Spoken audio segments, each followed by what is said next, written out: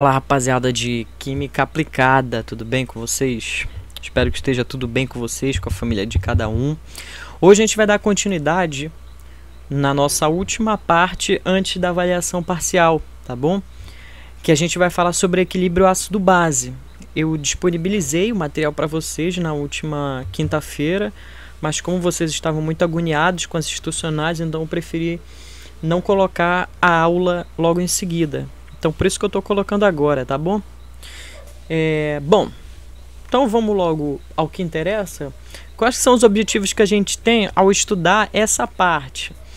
A gente pretende estimular em vocês, que vão entender bem de química aplicada, agora na parte de química analítica, aplicada às ciências farmacêuticas, né? Estimular em vocês as competências necessárias, primeiro de tudo, para distinguir o caráter de substâncias ácidas, básicas e sais, e as habilidades para desenvolver cálculos de volumetria de neutralização. Então, boa parte desse conteúdo que a gente está vendo agora, se a gente tivesse tido uma base bacana em química geral, a gente não precisaria, em química geral e em química inorgânica também, a gente não precisaria estar vendo agora. Mas, como cada um teve o seu tempo, ocorreram dificuldades nessa disciplina, nessas disciplinas anteriores, a gente vai fazer uma revisão básica, acho que todo mundo vai conseguir entender. Aliás, uma revisão básica não, uma revisão ácida e básica, beleza? Qual que é a nossa motivação para entender essa parte, pessoal? Acontece o seguinte, parece uma coisa muito abstrata, parece uma coisa que não tem nada a ver, né, com a realidade de vocês, com a realidade que vocês vão atuar, né? Mas o caráter ácido e o caráter básico nas substâncias aparecem em grande parte delas. Não são substâncias que vão estar longe do cotidiano de vocês. Inclusive, esse caráter ácido ou caráter básico aparecem em substâncias que interagem com o organismo humano, por exemplo. Vamos dar dois exemplos aí, ó. O ácido clorídrico, que tem essa fórmula química, HCl, é liberado no estômago para facilitar a digestão. Então, isso daí é um exemplo de uma substância de caráter eminentemente ácido que interage com o organismo humano, que é produzida pelo organismo humano. Outro exemplo, né, por outro lado, o hidróxido de magnésio, que tem essa fórmula química, MgOH2, também conhecido como leite de magnésio, a solução de hidróxido de magnésio, é empregado justamente para combater o excesso de acidez estomacal. Ou seja, é utilizado no tratamento de uma condição gástrica, não é verdade?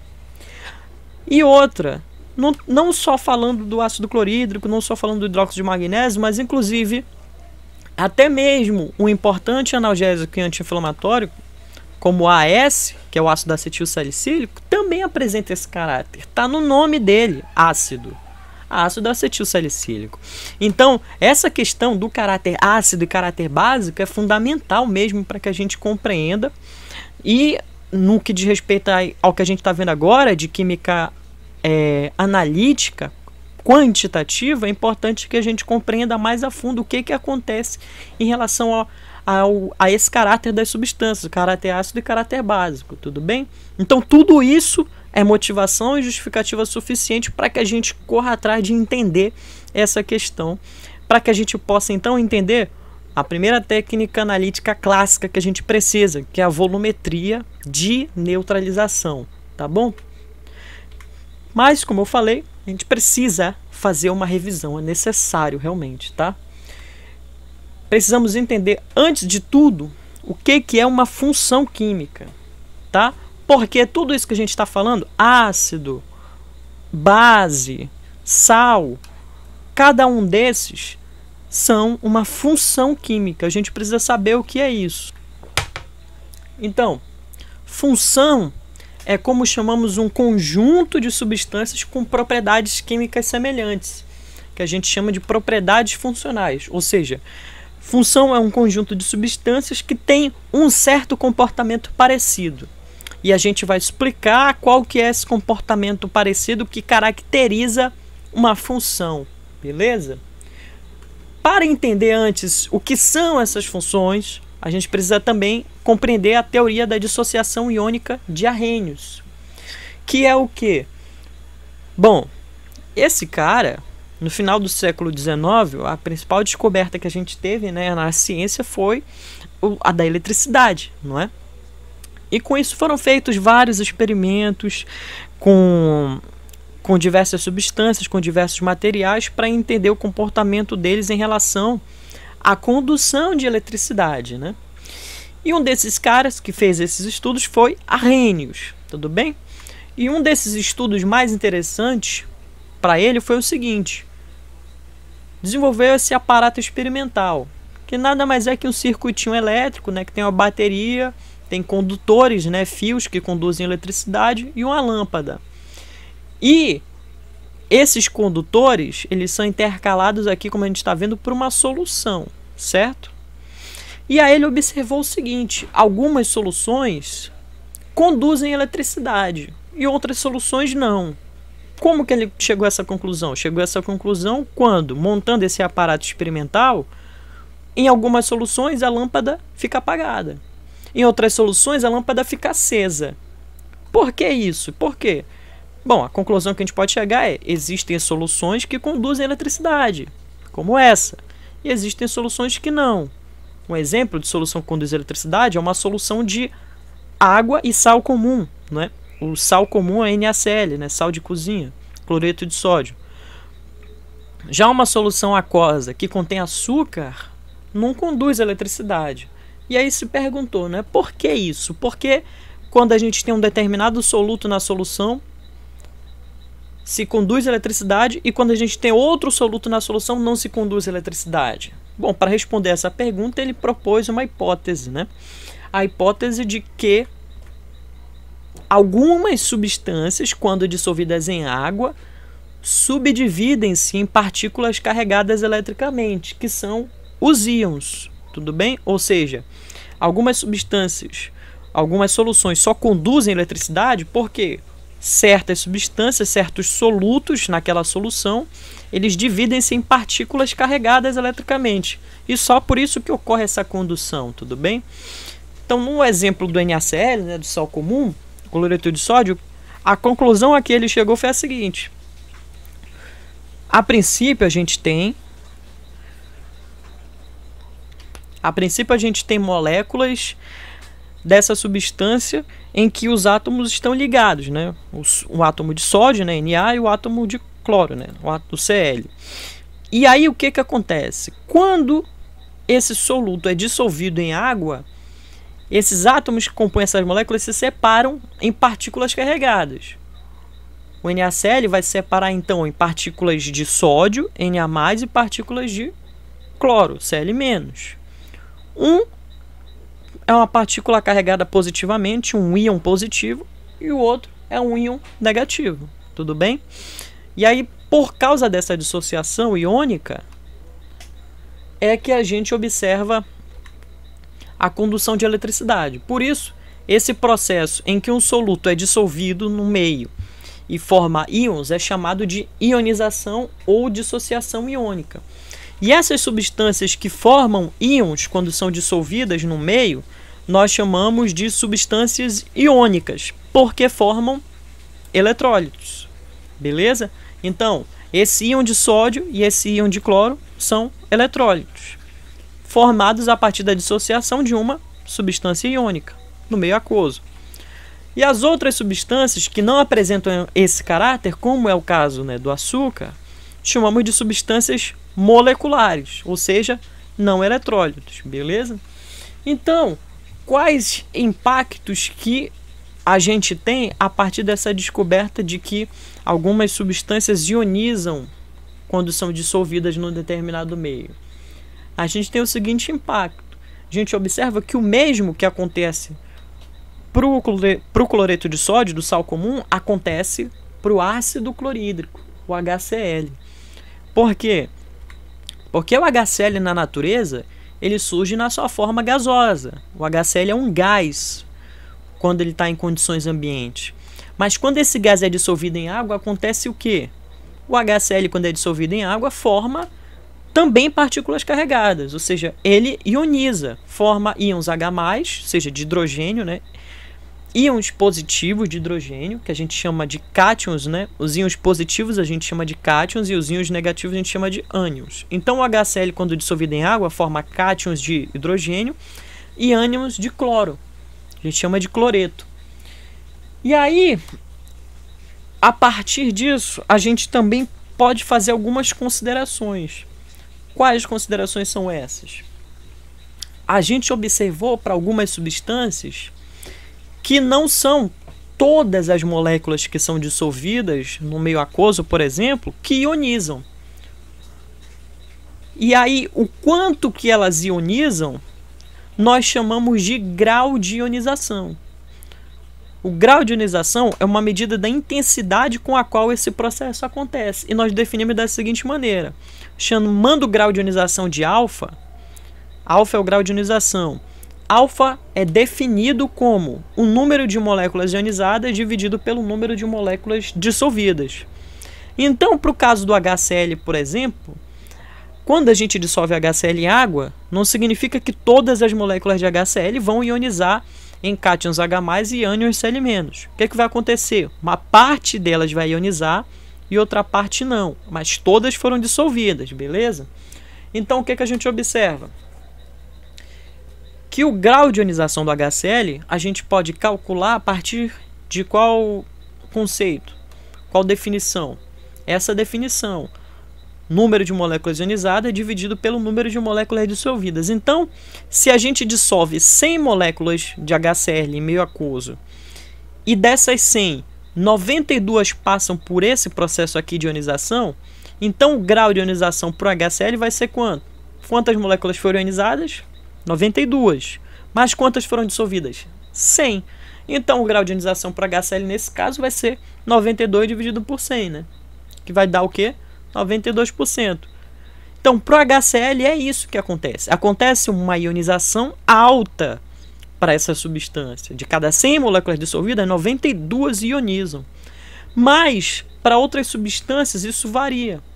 Por exemplo, para o HF, que é o ácido fluorídrico, esse grau de ionização já não é de 92%, é de 8%. Ou seja, a cada 100 moléculas dissolvidas, 8 são ionizadas. E assim por diante. Mas de qualquer maneira, essa descoberta da ionização, do processo de ionização, e que algumas substâncias ionizam de uma certa maneira, levou a Arrhenius a chegar a algumas conclusões muito interessantes. A primeira delas é a conclusão do que são os ácidos, beleza? Então, os ácidos na prática, ou seja, o que a gente consegue enxergar com naturalidade no ambiente que acontece, são substâncias que, primeiro, formam soluções aquosas condutoras de eletricidade. Ou seja, quando dissolvidos em água, os ácidos formam íons e com isso aquela solução aquosa de um ácido conduz eletricidade. E segundo, os ácidos são substâncias que mudam a cor de outras substâncias, que nós chamamos de indicadores de ácidos. Ou seja, se a gente pegar uma certa substância e jogar numa solução aquosa ácida, a gente observa aqui que aquela substância vai mudar de cor. Então, na prática, é isso que a gente consegue enxergar do que são ácidos. E como que a gente observa eles no nosso cotidiano? Eles estão presentes desde o ácido sulfúrico, na bateria de automóveis, que é o H2SO4, a fórmula química do ácido sulfúrico, até o ácido acético do vinagre, até o ácido cítrico que está presente em frutas. Então, todas essas substâncias têm uma característica em comum. A Arrhenius descobriu qual era essa característica em comum. A princípio, parece que uma coisa não tem nada a ver com a outra, na verdade. O ácido sulfúrico da bateria tem alguma coisa com o ácido cítrico que está presente numa fruta que a gente come. A princípio, não parece ter muito a ver, além do nome ácido, né? Mas a gente vai ver agora que esse nome ácido faz um sentido porque essas duas substâncias têm uma característica em comum. E qual que é essa característica descoberta por Arrhenius? A característica é a seguinte. Agora a gente vai chegar à definição de ácido de Arrhenius. Arrhenius chegou à conclusão que existe uma série de substâncias que ionizam em solução aquosa, produzindo um íon positivo, ou seja, um cátion, que é o hidrogênio H+. Tudo bem? Ou seja, a definição de ácido para Arrhenius é de que é aquela substância que em solução aquosa forma íons H+, íons de hidrogênio, beleza? Então, é essa que é a propriedade funcional dos ácidos. Lembra que a gente falou que função é uma classe de substâncias com propriedades químicas semelhantes? Então, essas propriedades químicas semelhantes têm a ver com a propriedade funcional igual para todas essas substâncias. Então, qual é essa propriedade funcional igual para todas essas substâncias que a gente chama de ácidos? É essa característica de, ao se dissolver em solução aquosa, formar um cátion, que é o hidrogênio H+. Beleza? Então, todos os ácidos, desde aquele ácido sulfúrico da bateria do carro, até o ácido cítrico que está presente naquelas frutas cítricas, quando dissolvidos em meio aquoso, formam cátions H+, de acordo com essa definição de Arrhenius. Portanto, nós chamamos esse H+, de radical funcional dessas substâncias, ou seja, todas elas vão ter um hidrogênio ionizável, H+, beleza? Então, essa substância aqui, que é o HCl, nós já demos o nome dele de ácido clorídrico. Quando dissolvido em meio aquoso, forma, olha quem? Um cátion, que é o H+, cátion de hidrogênio, e um íon de cloro. Então, por essa substância formar um cátion de hidrogênio em meio aquoso, nós caracterizamos essa substância como um ácido, beleza? Outro exemplo, essa outra substância que tem essa fórmula química, o HNO3. Quando dissolvido em meio aquoso, ele forma o quê? Um cátion de hidrogênio e um ânion NO3-. Então, se essa substância, quando dissolvida em meio aquoso, forma um cátion de hidrogênio, a gente sabe que ela é um ácido também. Por quê? Essa é a propriedade funcional dos ácidos, quando dissolvido em água, formar um cátion de hidrogênio. Outro exemplo, o H2SO4, a gente acabou de dizer que é o ácido sulfúrico que está na bateria dos automóveis. O H2SO4, quando dissolvido em meio aquoso, forma dois cátions de hidrogênio e um ânion SO4 2-. Portanto, se forma cátion de hidrogênio, é uma substância que é um ácido, beleza? Outro exemplo, o H3PO4. Quando dissolvido em meio aquoso, forma 3 cátions de hidrogênio e um ânion PO4 3-. Então, se forma 3 cátions de hidrogênio, então a gente sabe que formou cátion de hidrogênio, é um ácido também. Beleza, pessoal? Então é isso que caracteriza um ácido. Esse radical funcional, que é o cátion de hidrogênio que se forma após a ionização, quando a substância é dissolvida em meio aquoso. Ou seja, em toda essa substância a gente observa, ó, o hidrogênio ionizável, dois hidrogênios ionizáveis, 3 hidrogênios ionizáveis. Então tem hidrogênio ionizável, de acordo com Arrhenius, é um ácido. Beleza? Na verdade é importante falar o seguinte: foi muito importante essa descoberta de Arrhenius, ajudou muito a gente a compreender essa característica ácida de certas substâncias, mas sabemos que não é isso que acontece na realidade. Na realidade, a gente não tem esse cátion de hidrogênio sozinho no meio aquoso, ele não aparece sozinho, tá? O que acontece na realidade é que esse cátion de hidrogênio se liga à molécula de água, formando um íon que nós chamamos de hidrônio ou hidroxônio. Ou seja, esses processos de ionização dessas substâncias chamadas de ácidos propostos por Arrhenius não são exatamente assim que acontece, tá? O que de fato acontece é o seguinte: o HCl, quando vai ser dissolvido em meio aquoso, vai, portanto, passar por um processo com água, não é verdade? Então, quando ele passa por esse processo com água, ele vai liberar esse hidrogênio aqui. E esse hidrogênio aqui vai se ligar com essa molécula de água, formando justamente o íon hidroxônio, que é esse íon aqui, o H3O+, e o ânion Cl-, né? Já que esse HCl ionizou, tudo bem? Então, o que acontece é, não que o hidrogênio fique sozinho no meio aquoso, mas que, na verdade, se formem íons hidroxônio, que é esse íon aqui, o H3O+, que é um íon formado pelo quê? Pela ligação desse cátion de hidrogênio do ácido com a molécula de água do meio. Beleza? Então, significa o quê? Que o real processo de ionização do HNO3 em meio aquoso não é formar cátions H+ e ânions NO3-, é formar o quê? Cátions H3O+ e ânions NO3-. Beleza? Portanto, também o processo real de ionização do H2SO4 em meio aquoso não é formar íons H+ e SO4 2-, é formar o quê? 2 íons H3O+ e um ânion SO4 2-. E o mesmo para H3PO4. Ele não forma 3 cátions H3, ele não forma 3 cátions H+, ele forma o quê? 3 íons hidroxônio e um ânion PO4 3-. Beleza, pessoal? Mas quem quiser usar essa tratativa aqui de que formam cátions de hidrogênio só para efeito didático, pode. Mas saibam todos que o processo real que acontece é esse aqui. Beleza? Isso foi descoberto bem depois de Arrhenius, tá bom, pessoal? Então essa que é a característica, essa que é a propriedade funcional dos ácidos, tá? Quando eles são dissolvidos em água, eles vão formar um cátion decorrente do processo de ionização, beleza? Esse cátion real é o hidroxônio, beleza, pessoal? Bom, e a gente vai ter alguma série de classificação para os ácidos, tá? Que a gente precisa mencionar aqui. Primeiro, a gente classifica os ácidos de acordo com o número de hidrogênios ionizáveis, ou seja, quantos hidrogênios podem ser separados da molécula no processo de ionização.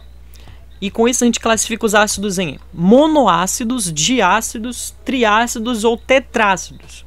Monoácidos são aquelas substâncias que contêm só um hidrogênio ionizável. Por exemplo, o HCl só tem um hidrogênio.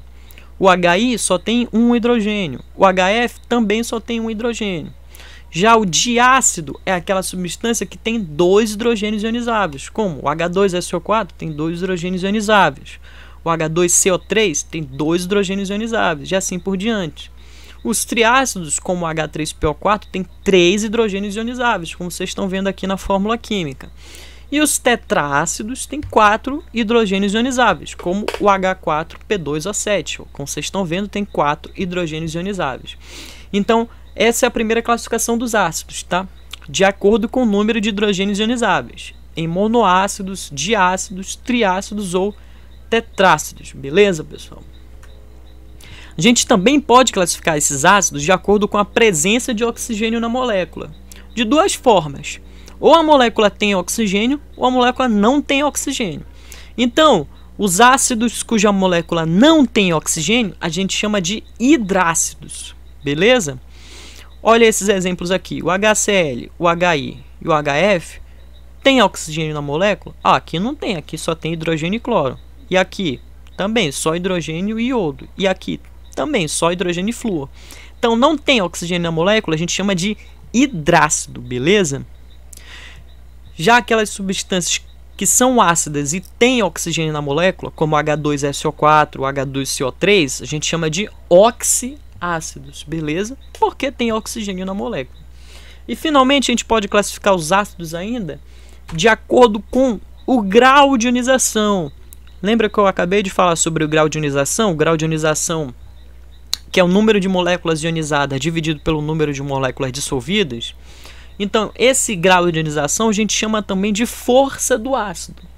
Porque quanto maior for o grau de ionização, mais a gente sabe que o ácido é forte, ou seja, maior vai ser a intensidade da propriedade química que o ácido tem. Então, nós classificamos os ácidos de acordo com o grau de ionização dessa maneira. Chamamos de ácidos fortes aqueles que têm um grau de ionização maior que 50%. Chamamos de ácidos moderados aqueles cujo grau de ionização varia entre 5% e 50%. E os ácidos fracos são aqueles que têm esse grau de ionização menor que 5%.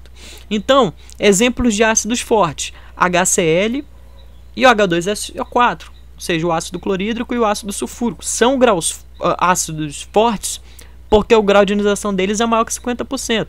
A gente viu que para o HCl, esse grau de ionização é de 92%, ou seja, a cada 100 moléculas dissolvidas em meio aquoso, 92 ionizam. Portanto, a gente está falando aqui de um ácido forte, beleza?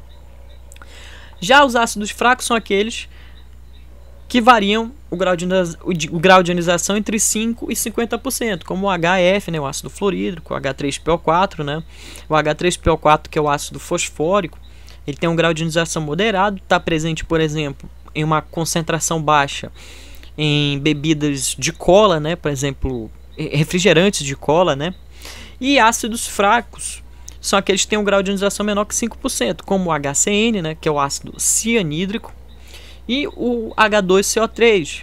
O H2CO3, que é o ácido carbônico, que está presente, por exemplo, nas bebidas carbonatadas. Então, toda bebida que contém gás, certo? Gás carbônico, esse gás carbônico na bebida está presente na forma de um ácido, que é o ácido carbônico, tudo bem?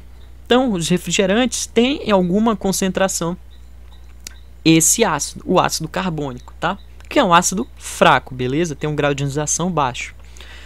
Tudo bem, pessoal? Então, entendido essa classificação dos ácidos, de acordo com a quantidade de hidrogênios ionizáveis, de acordo com a presença do oxigênio na molécula e de acordo com o grau de ionização, vamos falar agora rapidamente da fórmula geral dos ácidos. Se vocês perceberam, olha para a fórmula química de todos esses ácidos que a gente falou. Qual é o elemento que aparece primeiro? Hidrogênio, hidrogênio, hidrogênio, hidrogênio, hidrogênio, hidrogênio, hidrogênio, hidrogênio, hidrogênio, hidrogênio, né? Então, por quê? Porque o hidrogênio é o radical funcional dos ácidos, como a gente acabou de ver. Portanto, a fórmula geral dos ácidos sempre vai ser hidrogênio numa certa quantidade e o ânion que está ligado com hidrogênio. Essa quantidade de hidrogênios na molécula vai ser exatamente igual à carga do ânion, beleza? Então assim a gente monta a fórmula geral de um ácido qualquer, se a gente souber quem que é o ânion. O cátion a gente sempre sabe qual é, que é quem? O hidrogênio. Agora o ânion é que vai variar de ácido para ácido. Então vamos aos exemplos. Como que eu sei a fórmula geral de um ácido que é composto por um cátion de hidrogênio, como sempre, né? E um ânion de cloro? Bom, o ânion de cloro, que a gente chama de cloreto, a gente sabe que tem uma carga de 1 negativo. Bom, se na fórmula geral dos ácidos a quantidade de hidrogênios é igual à carga do ânion e a carga do ânion é 1, então só vai ter um hidrogênio. Logo, a fórmula geral desse ácido vai ser H, um hidrogênio só, né? Pronto, e Cl, que é o ânion. Acabou. HCl, beleza? Essa vai ser a fórmula geral desse ácido composto pelo cátion de hidrogênio, sempre, né? E nesse caso pelo ânion cloreto. Tá meio confuso? Vamos para outro exemplo. Vamos propor a fórmula geral de um ácido composto sempre, né, pelo cátion de hidrogênio, só que agora pelo um ânion CO3 2-, que a gente chama de ânion carbonato. Bom, a gente está vendo aqui na fórmula geral dos ácidos que a quantidade de hidrogênios é igual à carga do ânion. Qual que é a carga do ânion? 2. Então, quantos hidrogênios a molécula vai ter? 2. Então, por isso que a fórmula geral desse ácido é H2CO3, que é o ânion. Beleza? Então, é assim. A gente olha para a carga do ânion, vai ser a quantidade de hidrogênios na molécula. A fórmula geral do ácido é H, a carga do ânion e o ânion. Beleza? Outro exemplo. Um ácido composto por cátions H+, e por ânions CO4 2-. Qual que é a carga do ânion? 2. Então, quantos hidrogênios a molécula vai ter? 2. Qual que é a fórmula geral desse ácido? H2SO4. Beleza? Porque o ânion é o SO4 2-. A carga do ânion é 2. Quantos hidrogênios vai ter então? 2. H2SO4. Beleza? Outro exemplo para fechar essa questão.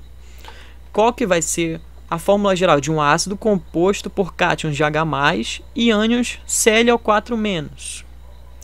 Bom, o ânion é o Cl4-. Qual que é a carga dele? 1, né? Então, quantos hidrogênios a molécula vai ter? 1. Logo, a fórmula geral desse ácido vai ser HClO4. Beleza? Então, a quantidade de hidrogênio vai ser igual à carga do ânion. Só isso é suficiente para montar a fórmula geral do ácido. Beleza? Aí tem o seguinte, né, pessoal? Vamos falar agora que a gente entendeu a fórmula geral dos ácidos sobre a nomenclatura deles, tá? Como eu falei, né, eu acabei falando o nome deles, né? O ácido clorídrico, o ácido carbônico, o ácido sulfúrico. Como que a gente sabe esses nomes, tá? A regra da nomenclatura dos ácidos pode parecer confusa, mas a gente vai tentar simplificar o máximo possível, tá?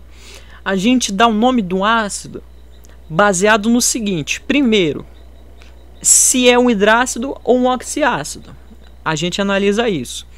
Se a gente estiver falando de um hidrácido, ou seja, não tem oxigênio na molécula, o nome do ácido vai ser simplesmente isso aqui: ácido, o nome do elemento que compõe o ânion com a terminação hídrico.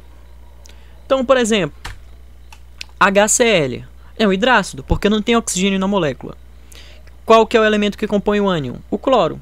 Então, qual que é o nome? Ácido clorídrico, né? Ácido clorídrico. Beleza? Ponto. Acabou. Esse é o nome do ácido. Outro exemplo. HF é um hidrácido, porque não tem oxigênio na molécula. Então, qual que é o elemento que compõe o ânion? O F, né? O flúor. Então, qual que vai ser o nome desse ácido? Ácido. O nome do elemento é flúor, né? Flúor, terminação hídrico. Fluorídrico. Ácido fluorídrico. É o HF. Beleza?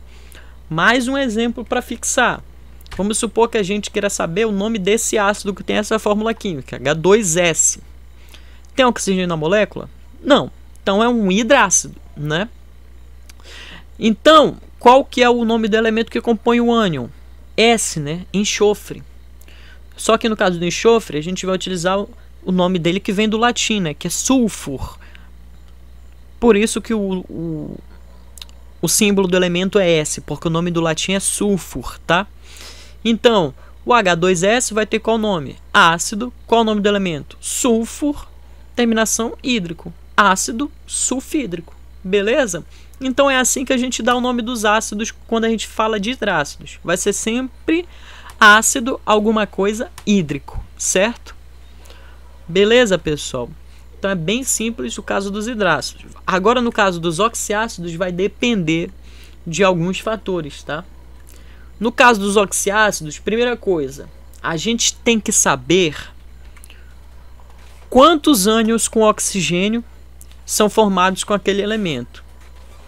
Então vamos supor que o elemento que compõe o ânion, né, do oxiácido, ele só forme um ânion com oxigênio na natureza. Só existe um ânion daquele elemento com oxigênio. Se esse for o caso, então a nomenclatura do ácido vai ser ácido, nome do elemento e o sufixo ico. Beleza? Qual o melhor exemplo que a gente tem disso aí? O H2CO3. O que a gente tem aqui? Um oxiácido, né? Porque tem oxigênio na molécula. Quem que é o ânion? É o CO3 2-, né? Porque se tem 2 hidrogênios, a carga do ânion é 2.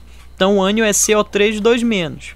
Então esse ânion CO3 2-, é um ânion de carbono com oxigênio, não é verdade?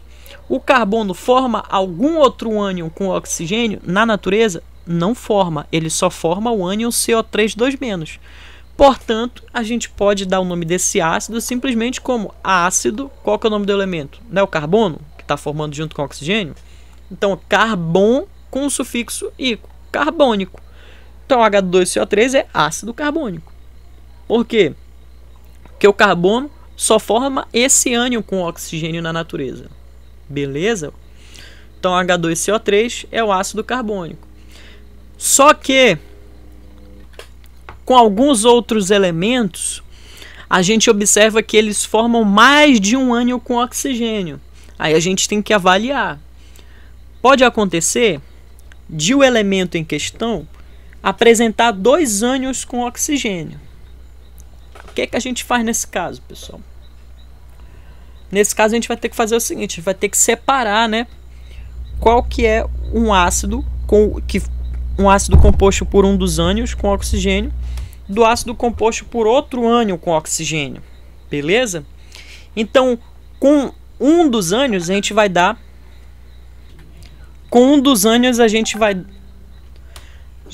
o sufixo ico.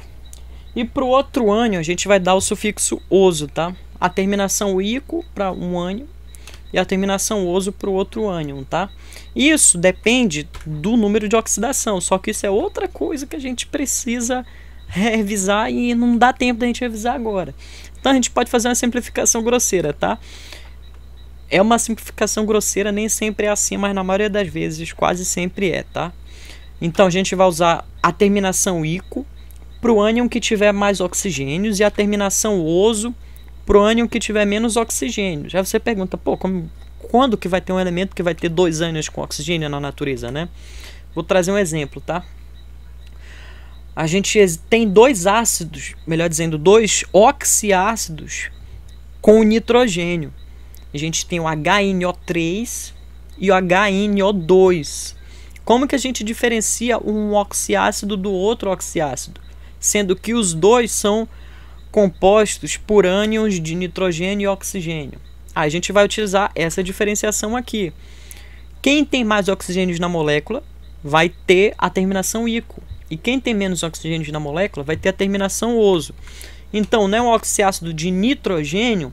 Então, HNO3, o ânion tem mais oxigênios que o HNO2. Então, ele vai terminar com ico, tá? Então, o nome do ácido HNO3 vai ser ácido. Qual que é o nome do elemento? Nitrogênio. Então, é ácido nítrico. Beleza? E no caso do HNO2, o elemento que compõe o ânion, né, o nitrogênio, esse ânion não tem menos oxigênios que o outro, então a gente vai usar a terminação oso. Logo vai ser ácido nitroso, beleza? Então é assim que a gente diferencia o nome do oxiácido se ele apresentar mais de um ânion com oxigênio, certo? Mas pode acontecer ainda na natureza de um elemento apresentar 3 ou 4 ânions com oxigênio. A gente tem que usar uma diferenciação ainda maior, não é? Essa diferenciação é assim que a gente vai ter que adotar. É ácido e não só iquioso. A gente vai ter que usar o per e um prefixo per e a terminação ico e um prefixo hipo com a terminação oso. Mas mesma regra, de acordo com o número de oxidação. Quem tiver o maior número de oxigênios vai ter a terminação ico. Quem tiver o menor número de oxigênios vai ter a terminação oso. No exemplo fica melhor da gente ver, né? Olha o caso do cloro. O cloro tem até 4 oxiácidos na natureza. Por quê? Porque ele se apresenta junto com o oxigênio na forma de 4 ânions diferentes na natureza. A gente pode ter o ânion ClO4-, o ânion ClO3-, o ânion ClO2- e o ânion ClO-. Então, como que a gente diferencia cada um desses 4 ácidos? Vamos usar essa regrinha. Quem tiver mais oxigênios e quem tiver menos oxigênios. Como a gente está vendo aqui, o cara que tem o maior número de oxigênios, o ânion que tem mais oxigênios entre todos, a gente vai ter que usar o nome de ácido per, nome do elemento, e terminação ico. No nosso caso, como o elemento em questão é o cloro, então como que vai ficar o nome do ácido cujo ânion, né, tem 4 oxigênios, mais que todos os outros ânions? Então o nome desse cara vai ser ácido per, né, prefixo per, nome do elemento é cloro, né, terminação ico. Então nesse caso aqui o nome do cara é ácido perclórico. Beleza, pessoal? Para diferenciar do segundo cara que mais tem oxigênios, que é o HClO3. Ele tem mais oxigênios que os outros, mas ele tem menos que o ácido perclórico. Então, nesse caso, a gente usa só a terminação ico mesmo. E aí, no caso do HClO3, a gente vai ter o ácido clórico. Beleza? No caso do HClO2, ele já tem menos, então a gente vai usar a terminação oso. Então vai ser o ácido cloroso. beleza? E o ânion que tem menos oxigênio de todos é o ClO-. Então, o ácido composto por esse ânion, que é o HClO, vai ser qual ácido? O ácido hipocloroso. Por quê? É o ácido composto por ânion que tem menos oxigênios dentre todos os outros ânions com oxigênio daquele elemento. Beleza, pessoal? Aí a gente pergunta, né? Como que a gente vai saber quais ânions um elemento pode formar com oxigênio? A gente não tem como saber isso de cabeça, né? Se a gente não tiver uma prática muito grande na área há muito tempo, né? Então, pessoal, sempre que a gente não souber disso, a gente faz o seguinte: a gente consulta uma tabela dos ânions mais comuns. Então, estou disponibilizando nesse material exatamente isso. Você vai olhar para a tabela de ânions e ver se de repente, para aquele elemento que compõe o ânion, a gente tem mais de um ânion com oxigênio. Então, como que a gente sabe que tem esse monte de ânion com cloro? Porque a gente olha para essa tabela e vê que existe o ânion perclorato, olha aqui, o Cl4-, o ânion clorato, olha aqui, o Cl3-, o ânion clorito, olha aqui, o Cl2-, e o ânion hipoclorito, o Cl-, ou seja, daqui dessa tabela que a gente sabe que tem 4 ânions de cloro com oxigênio, beleza, pessoal? Então é daqui que a gente consegue diferenciar o nome dos ácidos, tá bom? Usando aquela regrinha. Quanto mais oxigênios, aí o nome vai terminar com ico. Se tiver 4 ânions, aí o que tiver mais oxigênio vai ser o per alguma coisa ico, beleza? E o que tiver menos oxigênio de todos vai ser o hipo alguma coisa oso. Tá bom, pessoal? Então é meio confuso, mas com prática dá pra gente resolver isso aí, beleza? Bom, então entendido o que são os ácidos, vamos agora entender o que são as bases, tá bom? Na prática, no cotidiano, o que a gente observa sobre as bases? As bases são substâncias que, assim como os ácidos, também formam soluções condutoras de eletricidade. E outra coisa, elas fazem a cor primitiva dos indicadores, caso essa cor tenha sido alterada por um ácido, voltar à coloração original. Então, por isso, as substâncias que mudam de cor nessas circunstâncias são chamadas de indicadores ácido-base, certo? Ou seja, a base, em tese, tem um comportamento que neutraliza o comportamento do ácido. Por quê? Lembra que a gente falou que algumas substâncias o ácido muda a cor delas? Então, a base vai mudar a cor das substâncias que foi mudada por um ácido para a cor original delas. Ou seja, neutralizando a ação do ácido. Então, por isso, essas substâncias que a gente chama de indicadores são chamadas necessariamente de indicadores ácido-base. Beleza, pessoal? Então, aí você pergunta, né? Onde que aparecem as bases no cotidiano, né? Desde o hidróxido de sódio, que tem essa fórmula química, NaOH, nós chamamos de soda cáustica, né? Ele é utilizado em limpeza, trata-se de uma base. Até o leite de magnésio, que é utilizado para combater a acidez estomacal, que é MgOH2. Tem essa fórmula química, o hidróxido de magnésio.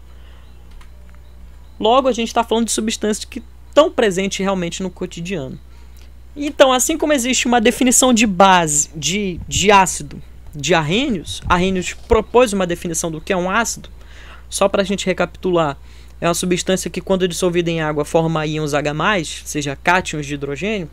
A definição que a Arrhenius deu para base foi a seguinte: base são compostos que, por dissociação iônica em solução aquosa, liberam um íon negativo, ou seja, um ânion, que é chamado de hidróxido ou hidroxila. Quem é esse ânion? Esse ânion HO-, tudo bem? Então, se por um lado o ácido, quando dissolvido em meio aquoso, forma, no processo de ionização, cátions H+, a base, quando dissolvida em meio aquoso, forma ânions HO-. Então, essa que é a propriedade funcional das bases. Chamamos, então, esse ânion, o HO-, de radical funcional dessas substâncias. Assim como o H+, era o radical funcional dos ácidos. Beleza? Então, acabamos de dar o exemplo do hidróxido de sódio, né? Componente da soda cáustica. Quando a soda cáustica, o hidróxido de sódio é dissolvido em meio aquoso, vai formar cátions Na+, e, olha quem? Os ânions HO-, os ânions hidroxila, que caracteriza essa substância como base, segundo Arrhenius. Então, outro exemplo. Quando a gente dissolve cal, hidróxido de cálcio, né? CaOH2 em meio aquoso, o que vai acontecer? Vai acontecer uma dissociação iônica de tal maneira que vai formar cátions Ca2+, de cálcio, né? E ânions hidroxila, que é o que caracteriza uma base. Beleza? 2 ânions hidroxila nesse caso, olha aqui, ó. Outro exemplo, o AlOH3. Como a gente está vendo, quando é dissolvido em meio aquoso, por dissociação iônica, vai formar cátions Al3+, e 3 ânions HO-, ou seja, 3 ânions hidroxila, que caracterizam essa substância como uma base. Então, se por um lado, quando a gente olhava para a fórmula química e via o H na molécula, a gente já batia na cara e via que era um ácido, no caso da base, quando a gente olha para a molécula e a gente enxerga esse OH, a gente já sabe que é uma base. Beleza? Por quê? Porque tem hidroxilas ionizáveis. Beleza, pessoal? Então, entendida a definição de base de Arrhenius, vamos para a classificação delas. Também é bem simples, tá? A gente pode classificar as bases de acordo com o número de hidroxilas, em monobases, dibases, tribases ou tetrabases. Monobases são aquelas substâncias, né? Aqueles hidróxidos, aquelas bases que contêm apenas uma hidroxila ionizável. Olha aqui, ó. O NaOH tem uma hidroxila somente. O KOH tem uma hidroxila. O NH4OH tem uma hidroxila. Então, todas essas aqui são monobases. Dibases são aquelas substâncias que têm 2 hidroxilas, né? Então, o CaOH2 tem 2 hidroxilas. O FeOH2, 2 hidroxilas. São dibases. Tribases tem 3 hidroxilas, como a LOH3.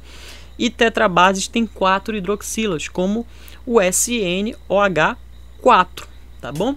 Então, essa é a primeira classificação das bases. Outra classificação que a gente pode dar para as bases é de acordo com o grau de dissociação iônica. Então, lembram que o grau de ionização determinava a força do ácido? Então, o grau de dissociação iônica vai determinar a força da base. E a gente classifica de 2 maneiras, em bases fortes e fracas. As bases fortes são aqueles que têm um alto grau de dissociação iônica. As bases fracas têm um grau de dissociação iônica baixo. Então, quais são as bases fortes? No geral, as bases fortes são aquelas compostas, né, por metais alcalinos como cátions, ou seja, são os hidróxidos de metais alcalinos. E outras bases fortes são os hidróxidos de metais alcalino terrosos. Então, metais alcalinos, como a gente sabe, quando a gente olha para a tabela periódica, a primeira coluna, né, o primeiro grupo de elementos é o grupo dos metais alcalinos, né? Então, lá está o sódio, lá está o potássio. E o que a gente observa? Quando o cátion da base é composto por um elemento daquele grupo, a gente necessariamente vai ter uma base forte, porque vai ter um alto grau de dissociação iônica. O segundo grupo, lá na tabela periódica, é o dos metais alcalino-terrosos. Então, no geral, eles também vão ser bases fortes, com uma exceção. Nesses casos, como é o exemplo do CaOH2, né? O cátion é o cálcio, a gente tem também uma base forte, porque é um hidróxido de um metal alcalino terroso. Já as bases fracas são aquelas cujos cátions são compostos por todos os outros metais, tudo bem? Tirando os metais alcalinos e metais alcalino terrosos, o resto é tudo base fraca. E inclui aí também, entre as bases fracas, o hidróxido de magnésio e o hidróxido de amônia, tá? Esse NH4 é um cátion NH4+, que a gente chama de amônio, tudo bem? Então, as bases fracas são compostas por todos os outros metais, como o cátion, e inclui o hidróxido de magnésio e o hidróxido de amônio com base fraca, tá? E finalmente, a última classificação que a gente pode dar para as bases é de acordo com a solubilidade em água. E aí a gente vai classificar as bases em solúveis, pouco solúveis ou praticamente insolúveis. As bases solúveis são aquelas que são hidróxidos de metais alcalinos, ou seja, o NaH, o KOH, etc., são bases solúveis. Além deles, o NH4OH, que eu acabei de falar que é o hidróxido de amônio, também é uma base solúvel. Já as bases pouco solúveis são aqueles hidróxidos de metais alcalino terrosos, como CaOH2, o BaOH2, como a gente está vendo, cálcio e bário, são metais alcalino terrosos. Então eles não vão ser tão solúveis assim em meio aquoso, os hidróxidos desses metais alcalino terrosos. E todas as outras bases, tirando essas que a gente acabou de mencionar, são praticamente insolúveis. Ou seja, os hidróxidos de todos os demais metais, eles são praticamente insolúveis em meio aquoso, tudo bem? Então essa é a classificação das bases de acordo com a solubilidade em água. Então, entendido isso, vamos falar da fórmula geral das bases?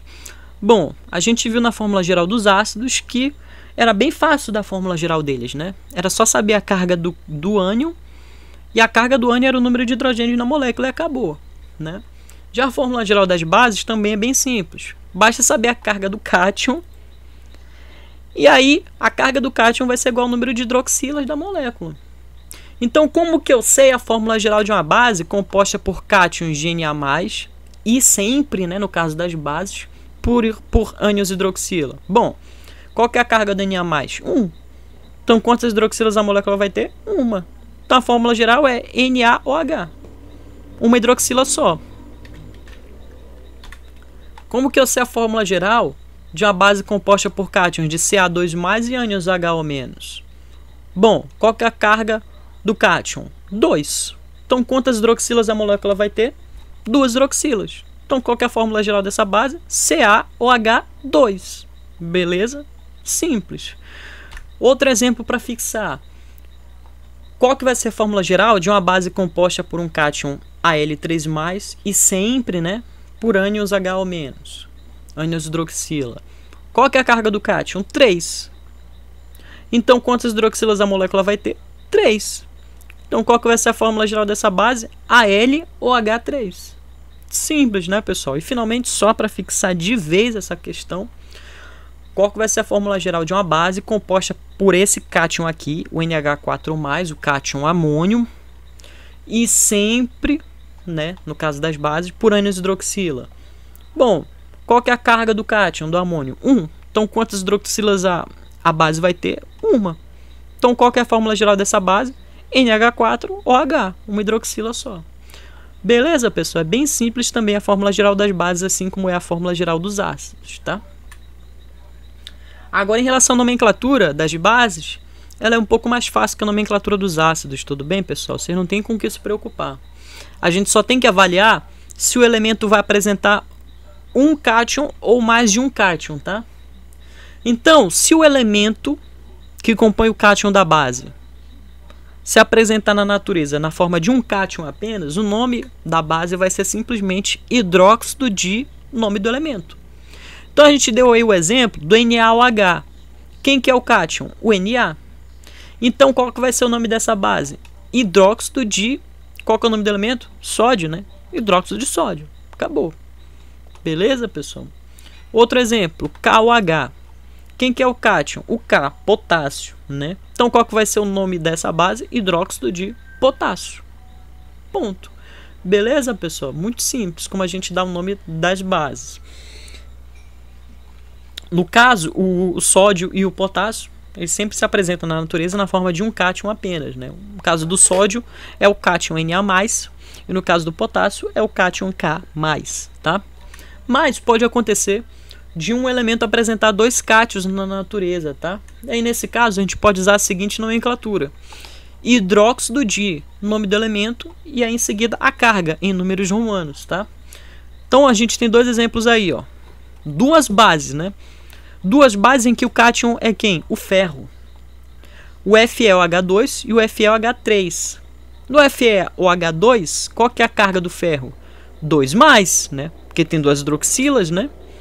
E no FeOH3, qual que é a carga do ferro? 3+. Tem 3 hidroxilas, na verdade. Então, qual que vai ser o nome de cada uma dessas bases? O que vai diferenciar? Bom, sempre vai ser hidróxido de nome do elemento. E aí, em seguida, a carga. Nesse caso do FeOH2, qual que é a carga do cátion? 2+. Então, vai ser o hidróxido de ferro 2, em números romanos. E no FeOH3, qual que é a carga do cátion? 3+, né? Então, vai ser o hidróxido de ferro 3. Ponto. Isso diferencia um hidróxido do outro. É bem simples, né, pessoal? Mas a gente pode também dar a seguinte nomenclatura, tá? A gente pode chamar de hidróxido com a terminação ico e com a terminação oso, tá? Com o nome do elemento. E aí a terminação ico e a terminação oso também vão depender daquele número de oxidação, tá? Mas resumidamente a gente pode chamar, pode dizer que depende da carga, tá? Então, para o cátion que tiver uma carga maior, a gente vai dar a terminação ico. E para o cátion que tiver a carga menor, a gente vai dar a terminação oso. Então, de novo, para os dois exemplos, no FeOH2, quem tem a maior carga? Em relação a esses dois hidróxidos, né? O FeOH2 e o FeOH3. Desses dois cátions de ferro, quem tem a maior carga? O FeOH3 vai ter uma carga de 3+, né? Então, se ele tem a maior carga, a gente vai dar a terminação ico para ele. O nome dele pode ser também hidróxido férrico, tá? Terminação ico porque ele tem a maior carga. No FeOH2 ele vai ter a menor carga, portanto, né? Que ele vai ter a carga de 2+, enquanto esse outro aqui tem a carga de 3+. Então o nome dele vai ser hidróxido ferroso, né? Porque quem tem a menor carga vai ficar com a terminação oso, tá? Então a gente tem duas formas de dar o nome dos hidróxidos, ou com essa terminação ico e oso, em que vai terminar com ico quem tem o cátion com a maior carga e com oso quem tem a menor carga. Aí a gente vai ter hidróxido ferroso e hidróxido férrico. Ou, tá, a gente usa essa forma aqui de dar os nomes, que pode ser de acordo com a carga somente, em hidróxido de ferro 2 e hidróxido de ferro 3. Sendo que essa regra aqui é a que a IUPAC adota, tá? Mas é muito comum a gente ainda se deparar com essas terminações por aí em laboratórios, né? Com hidróxido ferroso e hidróxido férrico, tá? Então, entendido isso, pessoal, antes da gente falar sobre neutralização, a gente precisa entender o seguinte, tá, pessoal? A gente precisa entender a questão da autoionização da água. Então, quem tem dúvida até agora sobre o que viu da parte de ácido, da parte de base, pode consultar comigo que eu vou tirar essa dúvida. Mas agora a gente vai partir para uma outra questão, que é a questão da autoionização da água. Pessoal, o que acontece, tá? A gente observa na natureza o seguinte, pessoal, que sempre na natureza a própria água pura autoioniza. Ou seja, uma parte, claro, uma parte pequena, olha aqui, a seta direta é menor que a seta inversa. Então, uma parte pequena das moléculas de água pura autoionizam. E elas autoionizam na forma de íons hidroxônio e hidroxila. Ou seja, duas moléculas de água em uma proporção pequena reagem entre si, formando íons hidroxônio e íons hidroxila. Lembrem que os íons hidroxônio caracterizam o quê? O caráter ácido. E os íons hidroxila caracterizam o quê? O caráter básico, beleza? Esse processo de autoionização acontece em condição de equilíbrio, certo? O que é a condição de equilíbrio? Ao mesmo tempo que esse processo acontece, o processo inverso também acontece ao mesmo tempo, ou seja, ao mesmo tempo que acontece a autoionização, também acontece a reação desses íons para formar moléculas de água. Claro que o processo de autoionização acontece em uma quantidade muito menor que o processo de formação de moléculas de água a partir dos íons, tá bom? Por isso que essa seta de cima é menor que a seta de baixo. Mas o fato de existirem essas duas setas, essas meias setas, melhor dizendo, indica que isso acontece em equilíbrio, ou seja, os dois processos, o direto e o inverso, estão acontecendo ao mesmo tempo. A gente mede o quanto que isso acontece por meio da constante de equilíbrio. Então, sempre que a gente tem em química um processo acontecendo em equilíbrio, a gente mede o quanto que isso está acontecendo por meio dessa constante. Então, entendida essa parte aqui, vamos entender o que é a constante de equilíbrio. É o seguinte, ó, vamos imaginar uma reação química hipotética, tá? Uma reação química hipotética entre os reagentes A e B, formando os produtos C e D, em que uma quantidade A de moléculas do reagente A reage com uma quantidade B de moléculas do reagente B, formando uma quantidade C de moléculas do reagente C e uma quantidade D de moléculas do reagente D, beleza? Então é um processo hipotético, tá? Qual que vai ser a constante de equilíbrio desse processo? Se a gente está vendo aqui, ó, que essa meia seta dupla indica que está acontecendo em equilíbrio. Ou seja, ao mesmo tempo que A está reagindo com B, formando C e D, C e D estão reagindo entre si, formando A e B. Como que a gente mede o quanto que isso está acontecendo, pessoal? A gente mede através dessa constante de equilíbrio que a gente chama comumente de K, tá bom? E essa medida de K é calculada da seguinte forma. A gente pega a concentração dos reagentes e divide pelas concentrações dos produtos. E eleva a concentração de cada reagente ao coeficiente estequiométrico. O que é o coeficiente estequiométrico? É essa quantidade de moléculas de cada um dos componentes.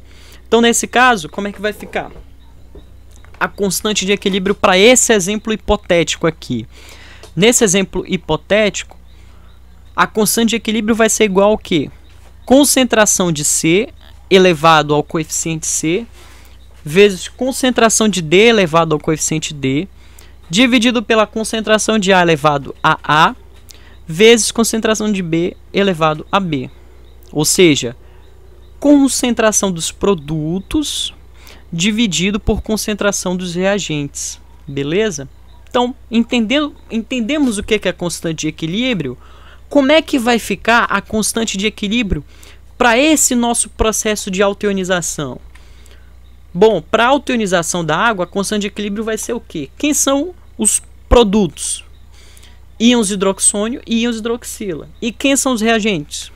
Duas moléculas de água. Então, a constante de equilíbrio desse processo vai ser o quê? A gente acabou de ver que é concentração dos produtos dividido por concentração dos reagentes. Cada concentração elevado ao coeficiente estequiométrico. Ó, então a constante de equilíbrio para a autoionização da água vai ficar o quê? Quem são os produtos? Íons hidroxônio e íons hidroxila. Então, a gente vai pegar a concentração dos hidroxônios, a concentração das hidroxilas e elevar os coeficientes estequiométricos. Tem algum número aqui na frente das moléculas de hidroxônio? Não. Então o coeficiente estequiométrico é 1. Então é concentração de hidroxônios elevado a 1. Se é elevado a 1, não precisa escrever aqui. E aqui na frente dos íons hidroxila, tem algum número? Também não tem. Então o coeficiente estequiométrico é 1. Então aqui a concentração de íons hidroxila tem que ser elevada a 1, mas também não precisa. Então a gente escreveu aqui a parte de cima de concentração dos produtos. A gente vai pegar e dividir por concentração dos reagentes. Quem são os reagentes? Só moléculas de água. Então a gente pega a concentração de água e eleva ao coeficiente estequiométrico, que é qual? 2. Eleva ao quadrado. Então essa aqui é a constante de equilíbrio da autoionização da água. Concentração de hidroxônios vezes concentração de hidroxila dividido pela concentração de moléculas de água ao quadrado. Você não precisa exatamente saber todo esse passo a passo, mas vocês precisam saber onde a gente vai chegar a partir daqui, tá? Bom, o que acontece? A 25 graus Celsius e 1 atm, essa constante de equilíbrio a gente consegue determinar em mais ou menos isso aqui. Isso é medido, tá? Constante de equilíbrio é aproximadamente 3,23 vezes 10 elevado a menos 18, certo? Menos 18. Então o que significa? Significa que a concentração dos produtos é muito menor que a concentração dos reagentes. Ou seja, em água pura, a gente tem muito mais moléculas de água pura, né? Moléculas de H2O, que moléculas de íons hidroxônio e hidroxila, certo? Faz sentido, não é verdade? Bom, aí a partir daí o que a gente vai ter, pessoal? A gente vai ter o seguinte: vamos fazer uma tratativa matemática em cima dessa constante de equilíbrio. O que a gente pode fazer? A gente pode fazer algumas operações algébricas para colocar isso aí em escala logarítmica, porque vai ser mais fácil de enxergar. O que a gente faz, pessoal? A gente faz o seguinte: está aqui a constante de equilíbrio da autoionização da água, né? Vamos pegar essa concentração de água ao quadrado, que está dividindo desse lado direito, e passar para o outro lado. Quando a gente passa para o outro lado, a gente passa com a operação inversa, né? Então vai passar multiplicando. Então a nossa nova equação vai ficar constante de equilíbrio vezes concentração de água ao quadrado igual a concentração de hidroxônio vezes a concentração de hidroxilo. Aí outro dado que a gente tem medido a 25 graus Celsius em 1 atm é qual? Que a concentração da água pura é de 55,55555 mol por litro. Então a gente tem esse valor do lado esquerdo da equação da constante de equilíbrio e tem o valor da concentração da água pura. O que a gente pode fazer? A gente pode substituir esses dois valores aqui do lado esquerdo. Quando a gente substitui os valores do lado esquerdo da equação, aqui não é direito, tá? Aqui é esquerdo. Que conclusão que a gente chega? Constante de equilíbrio é 3,23 vezes 10 a menos 18. Concentração da água pura é 55,55. Quando a gente eleva ao quadrado isso e multiplica pela constante de equilíbrio, vai dar o quê? 10 elevado a menos 14. E isso vai ter uma implicação bacana. Que implicação é essa? Vai ter a implicação de que esse produto do lado direito, concentração de hidroxônios vezes concentração de hidroxila, é igual a 10 elevado a menos 14. Beleza? Então, sempre essa concentração de hidroxônios vezes a concentração de hidroxilas vai ser igual a 10 elevado a menos 14 em qualquer solução aquosa. Certo? Bom, esse valor 10 elevado a menos 14 a gente chama de kW. W é de water, né? Em inglês, né? E chamamos esse valor de constante iônica da água, certo? Portanto, né, Kw, que é a concentração de hidroxônio vezes a concentração de hidroxilas, sempre vai ser 10 elevado a menos 14. E aí, finalmente, a gente pode fazer uma manipulação algébrica aplicando o conceito de logaritmo. O que a gente pode fazer? Tirar o logaritmo dos dois lados dessa equação. Tira o logaritmo de Kw e o logaritmo desse produto aqui, tá?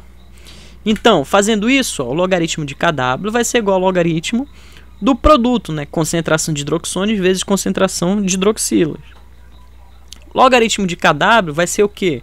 Kw não é 10 elevado a menos 14? Então, o logaritmo de Kw é a mesma coisa que o logaritmo de 10 a menos 14. E do lado direito, logaritmo do produto, por propriedade de logaritmo, a gente pode dizer que é a soma dos logaritmos, tá? Então a gente vai separar esse produto aqui. Ao invés de logaritmo da concentração de hidroxônios vezes concentração de hidroxila, vai ficar logaritmo da concentração de hidroxônios mais logaritmo da concentração de hidroxilas. Isso é propriedade de logaritmo, não precisa se preocupar com isso nesse momento, tudo bem? Mas finalmente, o logaritmo de 10 a menos 14, quando a gente faz a conta, vai dar menos 14. Que conclusão que a gente chega então? Que logaritmo da concentração de íons hidroxônio mais o logaritmo da concentração de hidroxilas é igual a menos 14. Sempre, para qualquer solução aquosa. E aí, a que conclusão que a gente pode chegar? A gente pode fazer a introdução de dois conceitos aqui. O conceito de pH, que é potencial hidrogeniônico, e o conceito de pOH, que é o análogo para a hidroxila. Então, o que é o potencial hidrogeniônico, o pH? pH a gente está definindo a partir de agora como isso. pH é igual a menos logaritmo da concentração de hidroxônios. E o pOH é igual a menos logaritmo da concentração de hidroxilas. Certo? Quando a gente substitui isso naquela equação de escala logarítmica, o que a gente tinha? A gente tinha que menos 14 é igual a log de hidroxônios mais log da concentração de hidroxilas, né? Se a gente multiplicar os dois lados da equação por menos 1, menos 14 vezes menos 1 dá 14. E do outro lado, menos 1 vezes log dá menos log. Menos 1 vezes log dá menos log. Então, qual que é a conclusão que a gente chega? Que 14 é igual a menos log de hidroxônios menos log de hidroxilas. Só que quem é cada um desses termos? Olha o conceito que a gente introduziu. Menos log de hidroxônios é pH. E menos log de hidroxilas é pOH. Então, o que significa isso? Significa que sempre, em qualquer solução aquosa, pH mais pOH é igual a 14. Beleza? E do que isso serve pra gente? Vocês estão vendo aqui que pH é igual a menos log da concentração de hidroxônios? E a gente não viu que o que caracteriza o caráter básico é justamente a presença de íons de hidroxônio no meio aquoso? Então, o pH vai dar pra gente uma medida do quão ácida é uma solução. E o pOH vai dar uma medida do quão básica é uma solução. E em qualquer solução, esses dois conceitos vão estar relacionados. De qual maneira? Sempre naquela condição de temperatura e pressão, pH mais pOH é igual a 14. Beleza? Os dois são complementares, certo? Então, é isso que eu quis introduzir agora para vocês. Esse conceito de pH e o conceito de pOH, que vem da autoionização da água. pH é uma medida de acidez, porque é uma medida da concentração de íons de hidroxônio. E o pOH é uma medida da basicidade, porque é uma medida da concentração de íons de hidroxila, certo? Então, com isso, o que a gente vai observar? A gente vai observar o seguinte, tá? Preste atenção que o pH ele é uma medida de menos log, certo? E o pOH também é uma medida de menos log, certo? Então, o que significa? Significa o seguinte, significa que a medida da concentração, quanto maior ela for, menor vai ser o pH. E tanto, recapitulando, quanto maior a concentração de íons de hidroxônio, menor vai ser o pH. Então, o que significa? Quanto mais ácida a solução, menor vai ser o pH, certo? Então, com isso que eu acabei de falar, recapitulando mais uma vez, quanto maior a concentração de íons de hidroxônio, mais ácida a solução e, portanto, menor é o pH. Por consequência, se a gente estiver nessa condição, menor vai ser a concentração de íons de hidroxila, menos básica vai ser a solução e, portanto, maior vai ser o pOH. Beleza? Os dois são complementares. Como eu falei, a soma de um com o outro em qualquer solução vai ser igual a 14. Mas a gente, para não ficar confundindo, né, o pH com pOH, quem que é maior, quem que é menor, quem que é mais ácido, mais básico, a gente fixa a nossa atenção sobre um dos parâmetros só, que é o pH, tá bom? Bom, se o pH mais pOH varia até 14, então significa que a nossa medida, nossa escala de acidez para o pH, né, pH que vai medir para a gente a acidez, vai variar de 0 até 14. De qual maneira? Quanto menor o pH, mais ácida a solução. E quanto maior o pH, menos ácida, ou seja, ela é mais básica, certo? E quem que está no meio caminho entre 0 e 14? 7. Então, nessa situação de 7, a gente tem uma solução neutra, que é quem? Água pura. Beleza? Nessa condição de pH igual a 7, o pH vai ser igual a quanto também? Se o pH mais pH é igual a 14 e o pH é igual a 7, o pH é 7 também. Então o que isso significa pra gente? Que a concentração de hidroxônios é igual à concentração de hidroxila. Quando que a gente vai ter isso? Só na água pura. Beleza? Então na água pura a gente tem um pH de 7 que é neutro. Beleza? Então assim a gente caracteriza as soluções. pH menor que 7 é um caráter ácido para a solução, porque tem mais hidroxônios. pH maior que 7, a gente diz que a solução tem um caráter básico ou alcalino, é o mesmo significado. Por quê? Porque tem mais íons hidroxila na solução. Então nessa escala, por exemplo, uma solução aquosa de HCl tem um pH próximo de 0. Por quê? Porque tem uma concentração altíssima de íons hidroxônio dissolvidos no meio, né? Portanto, a gente vai ter uma concentração alta de íons hidroxônio, aquele menos log da concentração vai ficar bem perto de 0. Tá, a gente tem aqui uma solução muito ácida. Já num pH, por exemplo, perto de 14, a gente tem uma solução aquosa de NaOH. Por quê? A gente vai ter muito pouco hidroxônio no meio e um monte de hidroxila, né? Se tem um monte de hidroxila e muito pouco hidroxônio, aí a concentração baixa de hidroxônio vai ser tal que o menos log lá vai ficar perto de 14.